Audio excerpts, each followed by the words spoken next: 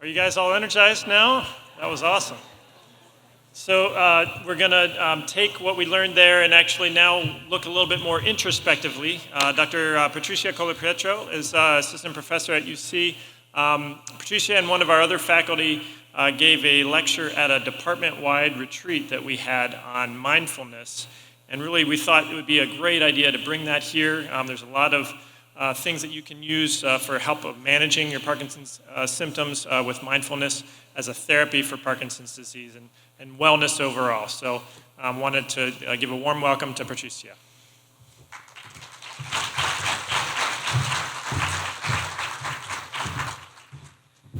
Hello, good morning. My name is Patricia. Am I too loud? Is it good? Okay. My name is Patricia Colapietro. I'm a general neurologist with UC, and I'm so happy to be here. You look beautiful from up here. I wish you could see you. Thank you so much for inviting me, and thank you so much for being here. Let me see here. All right, I am a hands-on kind of person, so we're going to start by jumping right into a relaxation exercise. Actually, let me go back. Tagging along with what Dr. Jacobs' talk was, we're going to talk about wellness and Parkinson's disease with a focus in mindfulness and doing some exercises. So if you feel comfortable for this relaxation exercise, I would like for you to get your 2 fingers and try to find your pulse on your other wrist. You don't have to count. After this nice exercise session, I think everybody's going to be able to find a pulse. If you found a pulse, that's good. We are alive. We're here. And I just wanted to pay attention to how your pulse is right now and how you are after you got all this pumped up exercise. And then if you feel comfortable, if you feel comfortable, I'm going to ask you to close your eyes for this relaxation. If not, I leave you with this beautiful sunset of my hometown, Rio. And I'm going to guide you through the next steps. Allow yourself to find a comfortable position with your head, neck, and spine aligned and comfortable, with your arms and your legs in a position that feels just right for you. Allow your mind and your body to become still and quiet. Just bring your attention to the fact that you're breathing. Be aware of the movement of your breath going in, entering your body, going out, leaving your body. Do not try to manipulate your breath. Don't try to change it. Just be aware of your breath and the feelings that are associated with it. The next time you inhale, imagine that you're breathing in peace, calmness, and tranquility. The next time you exhale, imagine that you're breathing out any tension, anxiety, or discomfort that you may be feeling right now. Inhale peace, calmness, tranquility. Exhale tension, anxiety, and discomfort. For the next minute, just give full attention to each time you breathe in and each time you breathe out. Inhale peace, calmness, and tranquility. Exhale tension, anxiety, and discomfort. Each breath in and each breath out is a flow, one after the other, in a never-ending, life-giving cycle. If any thoughts come to you, let them go and focus on your breath in with calm, peace, and tranquility. And your breath out, letting go of tension, anxiety, and discomfort.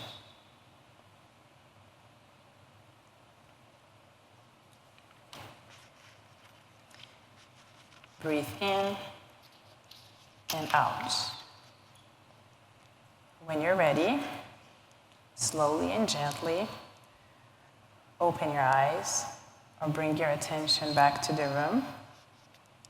Feel your body back in the chair. Move your fingers and your toes. And just be back. Let's get those fingers again and check that pulse. Maybe it changed, maybe it hasn't changed.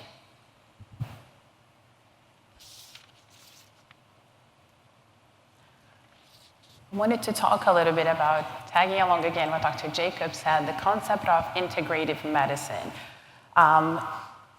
When you talk about the more modern or Western medicine, unfortunately, we have a disease-focused model.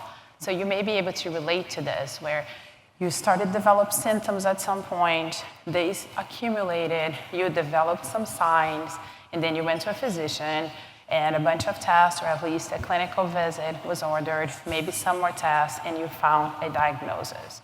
And then the goal of treatment is to fight the diagnosis. That's what we call a disease-focused model.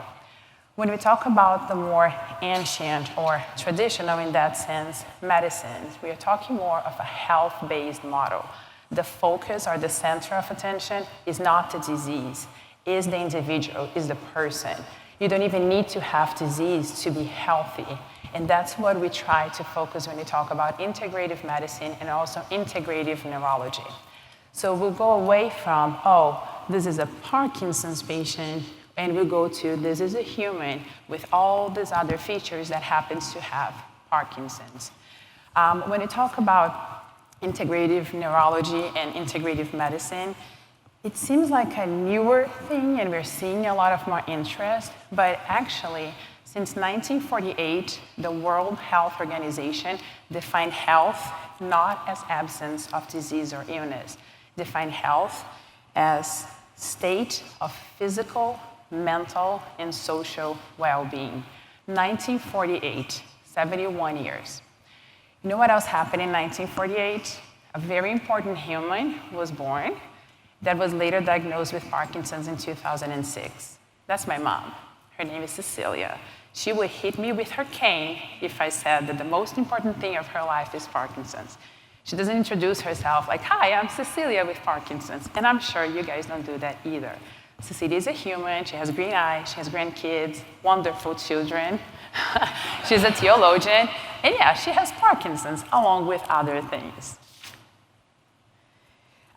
This has been the focus. We just had our academic, bigger Academy of Neurology meeting back in May, and there was a focus on a lot of different talks in different areas of neurology. So Parkinson's session had some talks. We had some practice sessions that they actually used examples with Parkinson's patients in mindfulness and meditation. But we also saw a lot of meditation and mindfulness in migraine, multiple sclerosis, Alzheimer's, and other types of dementia. And it's not a surprise. When you talk about neurologic diseases, the focus on the disease gets to be very frustrating for the patients and for the providers, because we're dealing with a lot of diseases that do not have a cure yet, progress, and can cause severe disability. So if I aim on the disease, my job as a physician is very frustrating, as well as all the other providers' job, and your job as a patient and a caregiver gets to be very frustrating too. So there's not a surprise that neurology is moving more and more and getting interest in studying and researching a more holistic or integrative model of medicine. Very important. That center here is the healthier human. And yes, we sleep, and Dr. Jacob talked about nutrition, physical exercise and activity, and I'm sure you're going to have more of these wonderful sessions during the day, stress management, and medical interventions. So remember, medical intervention doesn't get to be replaced by the other things, but it's part of the whole program to make sure that we are healthier individuals. We'll focus more on the meditation techniques. So meditation are some of the mind-body skills. there are different types of meditation. One of them is relaxation, and that's what we did initially. If you had that exercise where you touched your pulse, raise your hands if you saw any difference, whether on your pulse or how you're feeling overall before and after the exercise. Did you see any difference? Yes, so you went through a relaxation technique, and you were able to bring yourself to a different state. You calmed yourself down.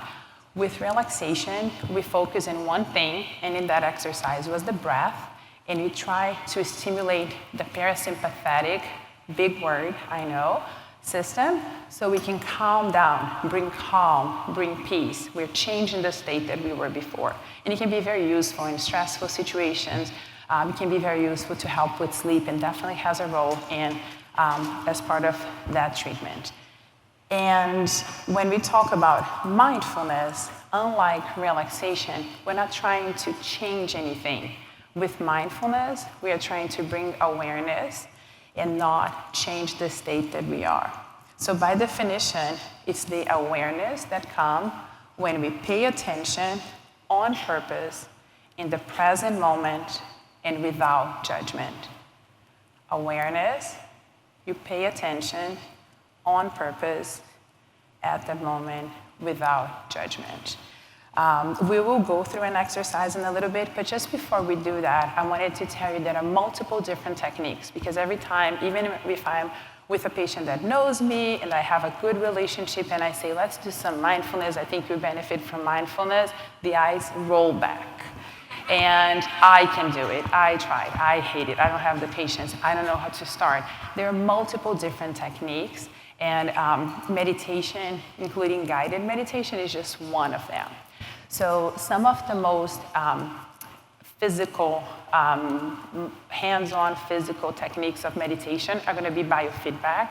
There are some excellent therapists, and maybe some of you have done some biofeedback that helps our patients a lot. But what you did, just checking your pulse before and after, is actually one of the biofeedback techniques. With biofeedback, you recognize what your body is going through, and you, by trying to recognize, you try to control your symptoms and or your disease. And there are many, many different techniques, and it's a very physical one. So for those that roll the eyes thinking about meditation, that's a good way to start. Other very good hands-on thing is journaling. You can have different programs where you use journaling as meditation. And I think that's very interesting, because you can journal one day about your physical symptoms, and you can journal one day about your emotional symptoms. And it's interesting, too, to look back, especially in patients that have progressive disease or diseases that wax and wane, to go back and see how they were doing a year before, 6 months before, and how their feelings even changed, in despite of how they may have progressed physically. Another one is moving meditation, anything from hiking, mindfulness hiking, mindfulness walking, mindfulness running. There's dancing, and even a shaking meditation where you go through different types of music and different types of movement and exercise of shaking, and try to see how your body responds before and after as well. And the one that we are going to do today is with a type of sensory meditation. So with sensory meditation, and that's the reason why I chose this one, we try to explore our 5 senses. In different neurologic diseases, and of course Parkinson's, one of them, some of our senses get to decline as the disease progresses. Aside from that, when we're dealing with a neurologic disease in an older patient population, the senses decline in general. And I think it's important to do that kind of, it's interesting to do that kind of mindfulness meditation where you go through your senses. So, again, if you want to, I'm going to ask you to close your eyes. If you don't feel comfortable, you can look at that picture, and there will be a reason for that picture. And allow me to guide you through another exercise. I'm going to start by saying that mindfulness is not difficult. Mindfulness is just something we need to remember to do. Your senses are your window to the world. We experience life through our senses. And this exercise is to simply reconnect with your present through your senses. We'll try to isolate one sense at a time and pay attention to whatever comes to mind through that sense. Start by taking a few deep breaths. Breathe in and out. Remember that there are thoughts coming. That is normal. Let them come and let them go. Be aware, be kind to yourself, and don't judge. Sit in a comfortable, upright position, uncrossing your legs. Keep your feet planted flat on the ground. Rest your hands on your thighs or whatever it feels comfortable to you. Notice your breath in, out, and the space between them. We'll start with one sense at a time. First, we see. Open your eyes and look close. Look at yourself, your hands. Are you moving? Are you shaking? Are your legs resting? Can you see the floor? Any kind of patterns in the fabric? Look at different shapes, colors, and textures. Now look around you. It is okay to smile or laugh if you see your neighbor. The second sense is touch. Bring your attention to your skin in contact with the chair, your clothes. Bring attention to your feet touching the floor. Notice pressure between your feet and the floor, your body and the chair. Do you feel coolness or warmth on your hands and feet? You can touch the fabric or other textures to see if they match what you have seen before. Taste. We'll try to do this one even without food in your mouth. If you pay attention, can you notice any aftertaste from your last meal, breakfast, or coffee? If you move your tongue around your mouth, you can feel the saliva. Can you feel if the taste changes as you breathe in and out? The fourth is hearing. Try to notice all the sounds around you. You have internal sounds, like your breathing sound, your digestive sounds. You may have close sounds from your neighbors, and you have the distant sounds, like the kitchen. There may be subtle sounds that you were not able to hear before you started this exercise. And the last one would be the sense of smell. It may be easier if you close your eyes or look at the lemon. Can you smell anything right now? Maybe the trees or plants from outside. Maybe paper that's in front of you, someone's cologne or perfume. If you cannot smell, if you've lost your sense of smell, try to remember a familiar smell, like the lemon. If you think about the lemon or you look at it, you can see the texture. Pretend you're touching it. Once you slice it, you can hear the sounds, even taste, and try to smell that imaginary lemon. It may bring you some memories of your smell. And when you're done, you just come back. So it's a little bit different, but tolerable. I didn't see any rolling eyes because I asked everybody to close their eyes. That was smart of me. We're about done. I just wanted to tell you that when we talk about, healthier patients and healthier humans with Parkinson's, we're also talking about all the wonderful network that goes with them. And of course, any of those techniques, you don't have to be ill. You don't have to have a diagnosis to implement mindfulness. We all have plenty of stress in our daily life that we could try and manage. So healthier humans mean healthier family members, friends, and caregivers. So let's round of applause to the friends and caregivers.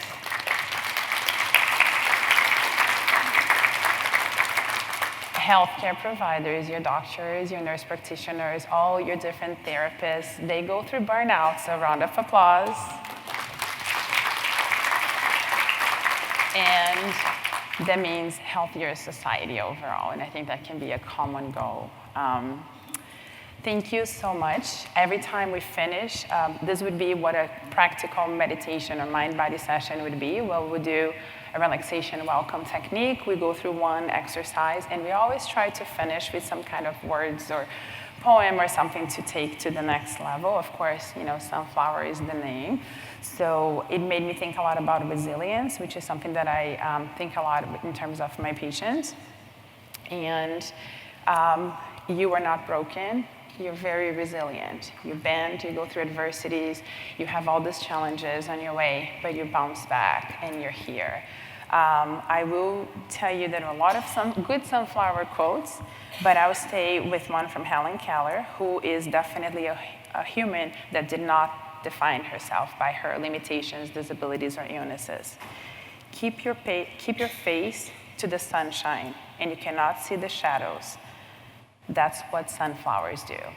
Thank you so much, guys. That's all today.